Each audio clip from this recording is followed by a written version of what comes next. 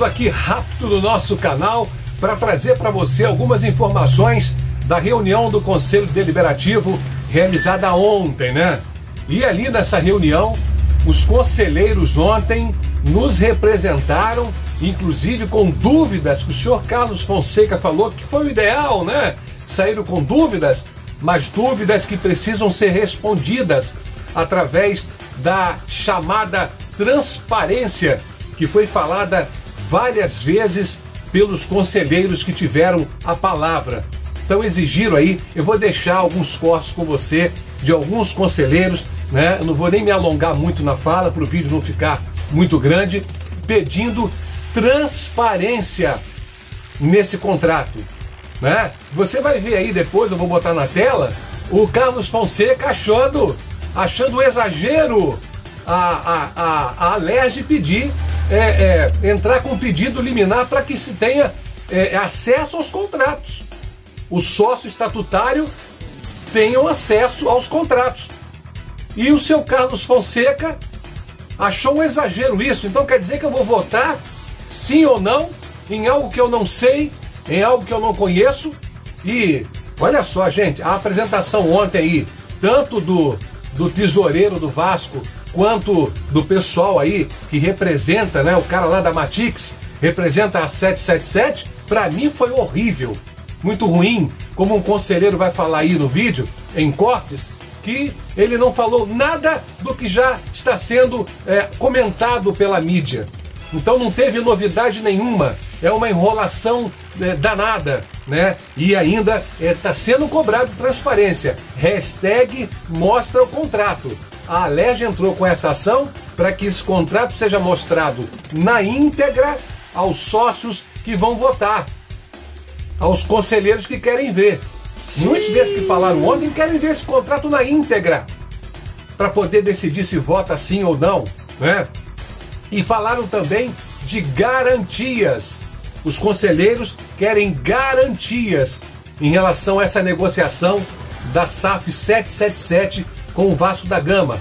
Outra coisa que foi falado ali, e ficou bem claro, sobre o nosso estádio histórico São Januário. Você vai ver ali o que fala o representante da Matix. Está bem claro.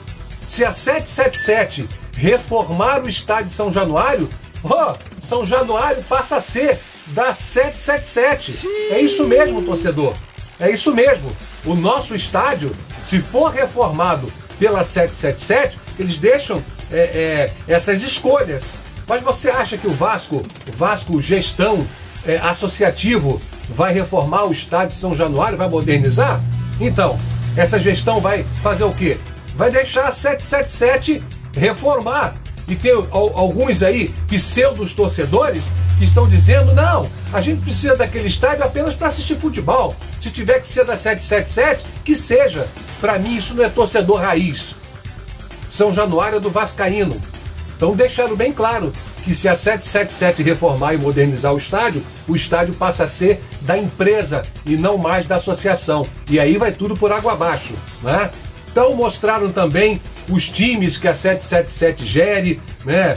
Tem outros que ela gere em parte, outros totalmente, majoritariamente, como aí o caso do Genoa, Sevilha, Standard League, Red Star, né? Como se fossem grandes times. E agora o nosso Vasco da Gama, que na frente desses outros times, para mim é o principal, é o melhor, é o maior, uma marca fortíssima, né? E outra coisa que foi bem claro, o time que alguns jornalistas falaram aí, que nessa janela agora a 777 entraria e montaria um puta time, amigo, tá bem claro, só a partir de 2027. Investimento grande no futebol a partir de 2027. Outra coisa que ficou clara, que nós já sabíamos e víamos falando, 700 milhões só, 70 já veio, vai entrar 630 milhões em 3, 4 anos, e é só isso. Não tem essa história de 1 bi 400 não. Foi deixado muito claro ontem pelo representante da Matix, que representa os interesses da 777 Partner no Brasil. Vou deixar com vocês aí os cortes de alguns conselheiros falando ontem na reunião deixa a sua inscrição aí, se inscreva no nosso canal, ativa o sininho, tá, de notificações e deixe o seu comentário. O que você acha? Hashtag mostra o contrato? Ou você vai concordar aí com o nosso querido Carlos Fonseca, que achou um exagero? Um exagero. Fique aí com os cortes. Um grande abraço, saudações vascaínas. Una presentación en el espíritu de transparencia y coordinación con el club, contar un poco nuestros planes, contar un poco los detalles de la transacción que estamos contemplando. I am here to promise you that it will be the exact same with Vasco.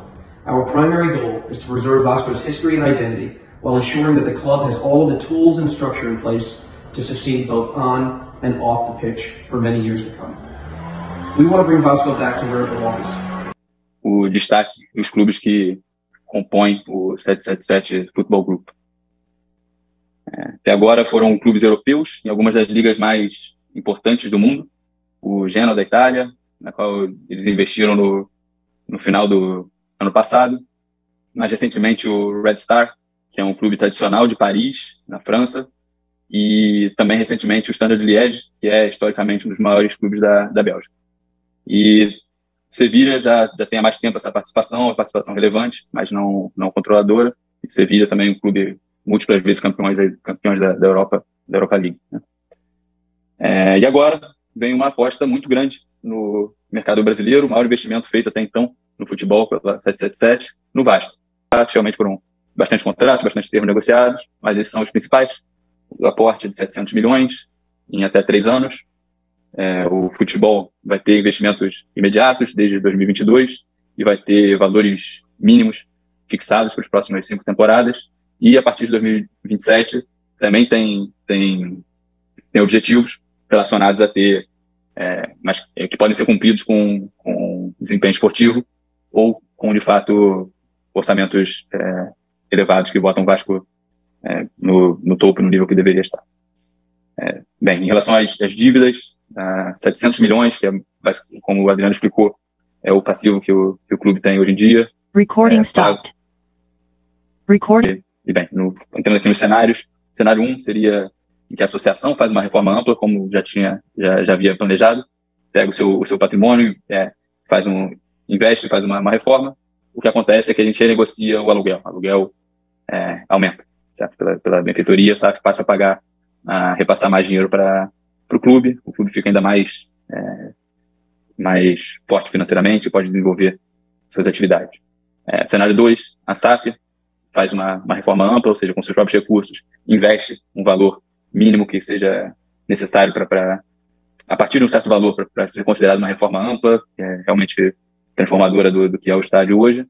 E se a SAF e a associação chegarem a um acordo, a propriedade, e essa reforma for feita de fato financiada pela SAF, a propriedade, ou seja, a terra, passa a ser da propriedade da SAF. E também eu tenho algumas coisas que estão me deixando um pouco incomodado na forma de como isso está sendo tratado. Inclusive, na última vez, eu estive aqui debatendo, conversando com o presidente do nosso conselho deliberativo e estava tentando pedir um pouco mais de clareza e transparência no processo. E fui surpreendido com uma fala do presidente, que ele falou assim: então vota contra. Não, presidente, não é simplesmente você não tem clareza, vota contra. Eu acho que aqui esse egrégio tem que buscar clareza e transparência no debate, para que nós tenhamos tranquilidade para votar sim. Mas eu não estou confortável ainda para dizer esse sim. Não estou confortável. Por exemplo, é o direito de solidariedade aos atletas que o Vasco já formou no passado. Isso fica com quem? Isso fica com o clube associativo ou com a SAF? Vou dar um exemplo. Paulinho, Felipe Coutinho, daqui a um tempo esse jogador pode ser comercializado novamente. Com quem fica isso? Se isso está em sigilo, por que isso está em sigilo? Por exemplo, fui surpreendido agora com o São Januário. Diz que, pelo que eu entendi ali, de forma rápida, que se o nosso futuro parceiro, que torço muito que venha a ser nosso parceiro, de repente fizer uma reforma em São Januário, o estádio, conforme o próprio presidente falou que é um estádio histórico, passa a ser da 777, passa a ser da SAF.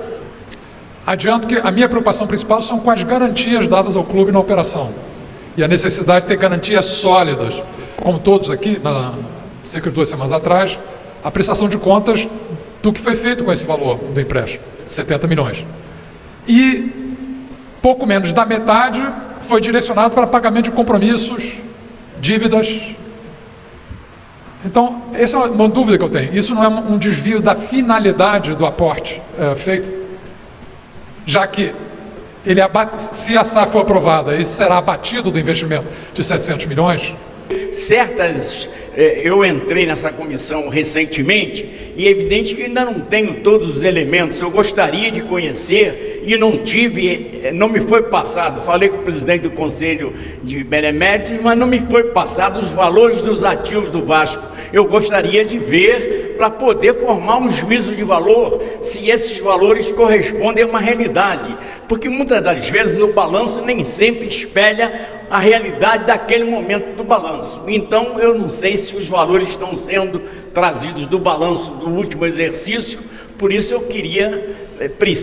eu acho que todos os integrantes da comissão precisariam ver esses documentos. Então, o que eu manifesto, a minha, vamos dizer, preocupação é por não ter tido acesso a esses documentos, que acho que não custa quem tem passar para a comissão para que todos possam analisar. Conversando ali, os valores do sócio, o sócio proprietário, o sócio torcedor, como é que fica essa parte que eu acho que é fundamental. O sócio torcedor, ele tem um certo desconto, o sócio proprietário, então a gente tem que saber qual é essa distinção. A gente entende que a perpetuidade do Vasco, como conhecemos, está na associação.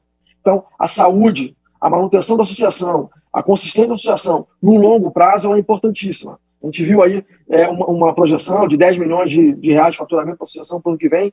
Ainda não ficou claro para mim de onde vem esses 10 milhões de reais, por exemplo, e não ficou claro para mim qual é o plano de negócios para esse clube que perde o seu principal ativo e que perde o seu principal negócio. Né, também vou ser breve, até para não ser repetitivo, muitas das falas aí já contemplaram o que eu ia falar, mas eu quero reforçar esse pedido de transparência. E aí eu acho que a palavra correta é transparência, sim. A gente está dentro de um processo que foi integralmente conduzido pela diretoria administrativa. Desde o seu início, ela concluiu que a melhor alternativa para o Vasco era uma venda integral, ela escolheu os parceiros que iam assessorá-la nessa busca, ela escolheu o parceiro final, que está sendo trazido agora, que é a 777. Em momento nenhum, isso foi negociado com o quadro social. Não foi o ideal, até porque essa diretoria, em tese, não tinha um mandato para isso, porque isso jamais foi debatido no cenário eleitoral, ela não se elegeu para fazer essa venda, para buscar essa venda, foi algo que foi descoberto depois, mas tudo bem, a gente está aqui para decidir um pacotão fechado, né? Mas o que a gente não pode abrir mão é de ter conhecimento integral sobre a proposta. Mas eu acho que não tem como fugir da ideia de que o sócio tem direito a ver o contrato. Isso, para mim, parece uma coisa basilar, cara. Se existem questões confidenciais, de natureza comercial, de natureza estratégica da 777, elas sejam tarjadas. Mas não é uma coincidência todos que falaram até o momento pedirem mais transparência no processo. Mas, nesse momento, está ainda faltando. Inclusive, a apresentação que foi feita, de fato, ela não agregou nenhuma informação. Zero.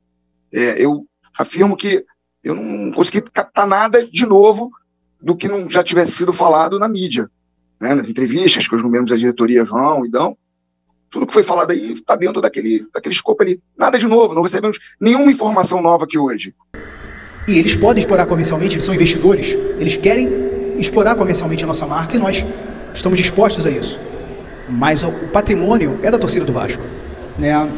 E uma das coisas que eu me atentei também à fala do grande benemérito Luiz Manuel, né, é a garantia, né? O contrato nos dá as garantias que foram solicitadas, né? Mas a gente precisa de garantias de que nós vamos ter o poder de veto. E nós só vamos ter essa garantia se a personalidade jurídica for viável. Chegou a hora de nós buscarmos levar as coisas para o torcedor do Vasco, que é o maior interessado nisso tudo. Todos nós temos um interesse como torcedores do Vasco, mas todos nós, a princípio, somos torcedores do Vasco, mesmo que dissemos sócios, conselheiros, beneméritos, etc. E o torcedor do Vasco, ele foi levado a acreditar em algumas coisas que hoje ficaram absolutamente evidentes pela própria apresentação da 777 e pelas próprias falas que surgiram. Nunca houve 1.400.000. Nunca houve. Há o quê?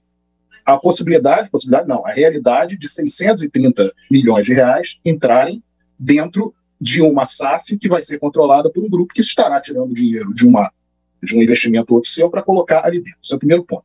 Desse valor, foi dito pela apresentação da 777 que parte desse valor é para pagar dívida. Foi falado sobre isso. Não é a dívida, evidentemente não são 700 milhões, mas é parte da dívida.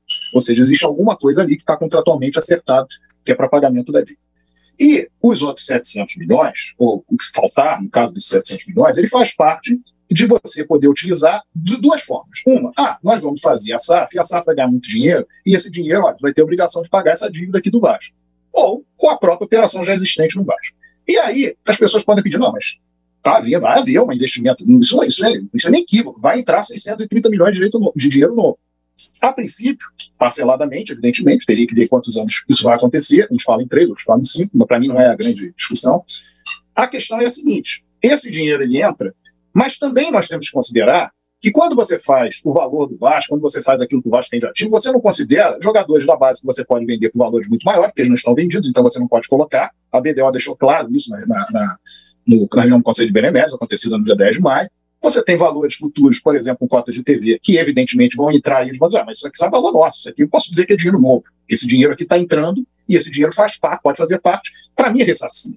E aí há uma grande questão, é muito legal ver o ciclo virtuoso. O ciclo virtuoso, você começa, faz o investimento, esse investimento vai fazer com que ao longo de 5 anos você refaça novos investimentos e busque através da valorização do time, da valorização das conquistas, dos lugares que o Vasco vai chegar, você faturar dinheiro e poder fazer mais negócios, poder fazer com que se ganhe mais dinheiro. Só que o problema é que só tem 700 milhões de aporte, que seriam 630 milhões. E esse valor, ele, considerando ainda o valor que o Vasco tem, hoje é um valor absolutamente fora daquilo que pode levar o Vasco a algum lugar. Aí, durante a reunião do Conselho de Beneméritos, não foi tratado hoje, mas provavelmente isso deve estar em contrato, porque, embora nós não tenhamos visto, está em contrato, foi dito. Não, mas há uma necessidade, ou é imperioso que a 777 ela consiga fazer com que o Vasco tenha um dos 5 orçamentos, ou esteja entre os 5 maiores orçamentos do país. E aí a preocupação que foi levada pelo Luiz Manuel Fernandes, eu entendi perfeitamente. Falei, não, peraí, isso é uma coisa, mas tudo bem, você pode ter isso, mas você tem que ter os títulos. Não, mas nós entendemos que nós temos que ter isso para poder ter os títulos, porque é um círculo vicioso. Perdão, é um círculo virtuoso, senão seria um círculo vicioso.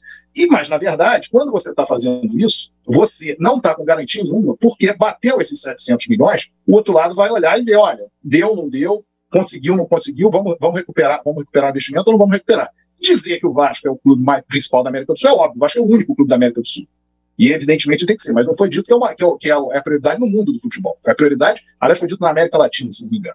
E aí, quando você tem essa questão do São Januário, não tem que dizer para a torcida do Vasco, de forma muito clara, que você, quando você coloca São Januário com a possibilidade, vão fazer uma reforma e ficam com o estádio, você pode florear da maneira que quiser florear, pode falar da maneira mais bonitinha que quiser falar, porque vai ter, isso vai passar pela Associação Civil, que é como está passando hoje, a Associação Civil está passando e vendeu o Vasco a preço banana. Ela está passando pela Associação Civil. Depende da maneira como você faz enquanto Associação Civil.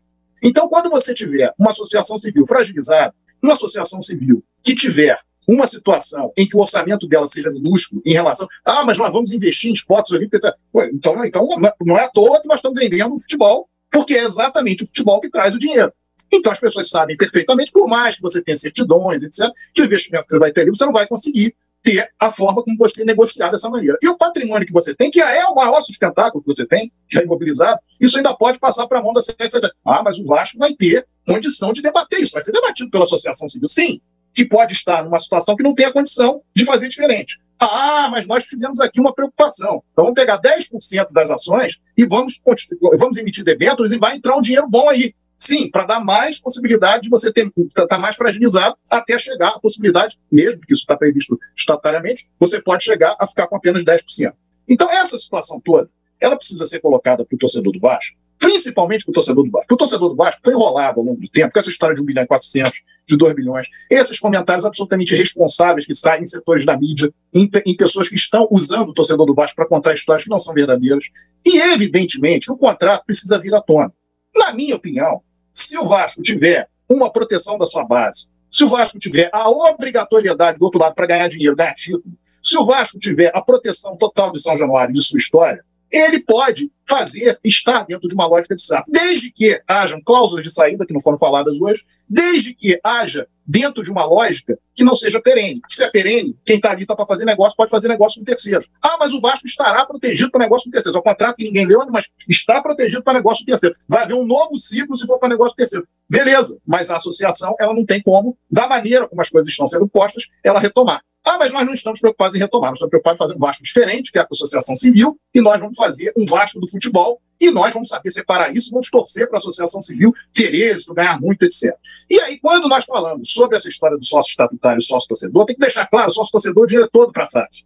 E o sócio estatutário é para a associação civil. Só que já foi dito na própria apresentação que, por uma questão de mercado, esse associado do chamado da associação civil, esse sócio estatutário, ele poderá haver, por questões de mercado, um valor. Daqui a pouco você pode ter um valor de mensalidade para sócio estatutário que inviabiliza. E por mais que nós queiramos falar sobre outros esportes, a maioria esmagadora dos torcedores do Vasco se liga em futebol. Então, para eles serem sócios torcedores, se você não der uma proteção ao sócio estatutário de maneira que o sócio estatutário tenha os maiores descontos, tenha as maiores benesses, ele vai passar para sócio torcedor.